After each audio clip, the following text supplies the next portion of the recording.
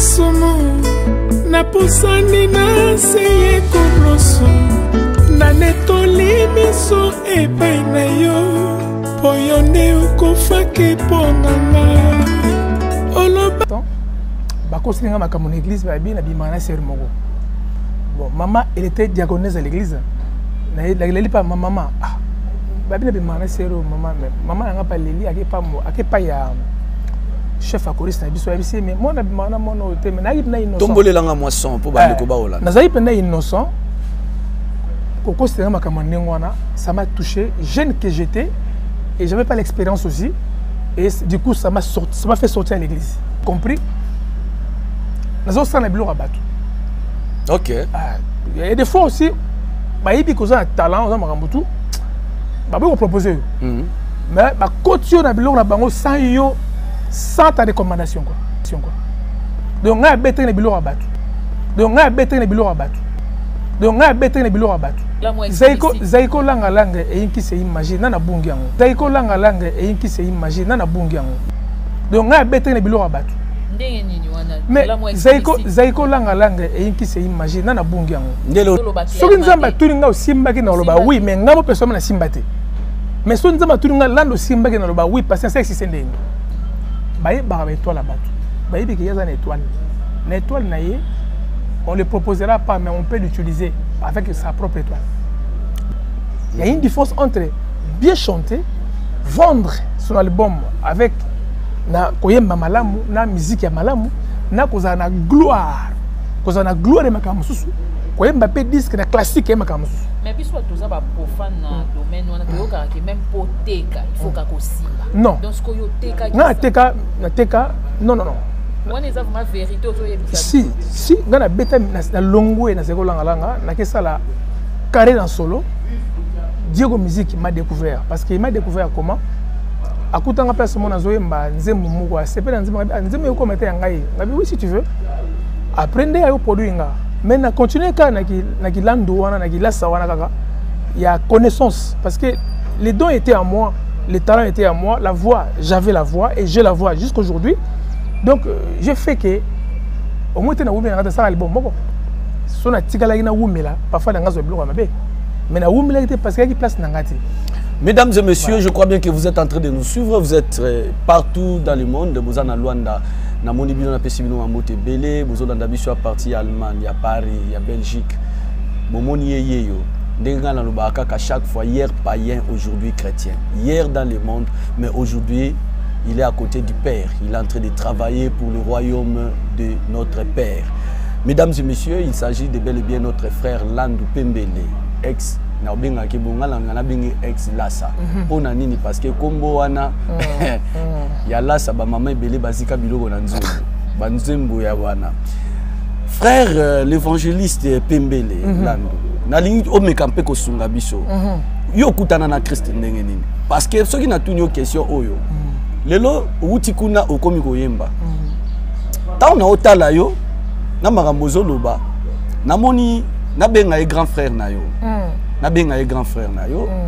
Namoni asali succès na mokili. Ayembi. Diku akomi koyembela nzambe. Ezalaki que na ke simba ba interdit. C'est quoi les interdits? Na c'est na expliquer binongo. Na ke beta Lassa chante Carlito. Ok.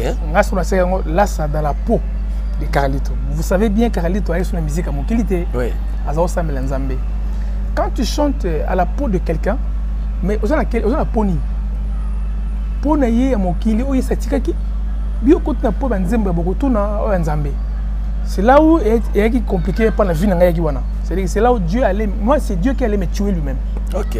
Parce que Carlito qui est le pasteur a tiré une musique azu sabato banzembo wana eza bien te ngana yeso banzembo ngo na sabato banzembo wana na bandeli yango mbalo boyoka un chanteur qui interprète un autre mais avec des voix qui se ressemblent.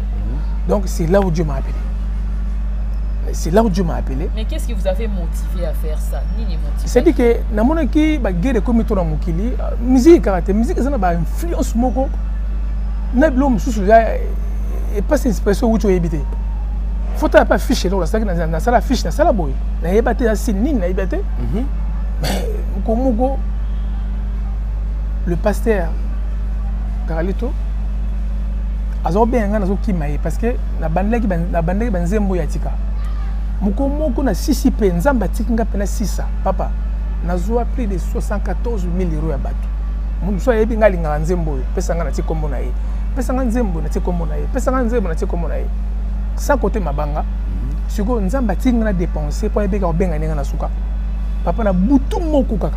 Lona sisi nyoso na mixer na masteriser. Il y a une femme oh c'est plein de projet nanga. Alors nanga osa clip on na kata bateau mouche. Na kata France on a bateau mouche. A futa bateau mouche 5 000 euros. A sombi ba tenir ba danseuse, a sombi ba tenir ba musicien. Photo banda clip lobby. Papa na butu lelo. Nzamba ye. C'est là où je dis, bon, toute une question, il n'y a pas de nzambe. Ouais, on a comprendre d'abord, vous comprenez que pourquoi na bengi pasteur Lassa Carlito. Pourquoi na Nazalina kobanga te o. Na semboli miso nanga epai na Yesu. Akosanga koyoka. Akosanga te koyoka mabondeli na ngai nasina zwi mokano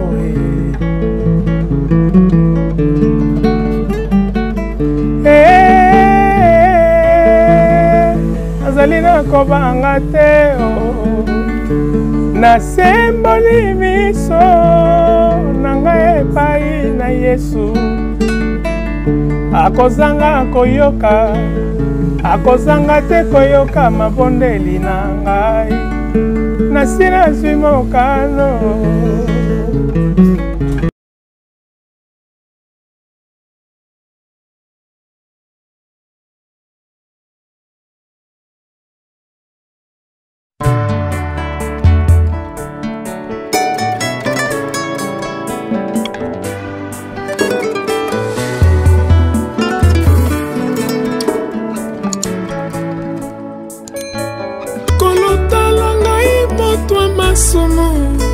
Napusani na seye koloso na netoli miso epai na yo po yo nde okofaki mpo na nga.